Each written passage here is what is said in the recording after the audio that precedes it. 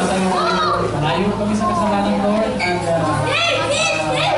sinamahan po kami ngayong gabi na ito, Panginoon, sa mga presentation namin, sa lahat-lahat ng mga kapatiran, Panginoon, na nandito ngayon, Panginoon, sa mga presentation namin, Lord. We pray with Jesus na ikaw po ay makuha rin po.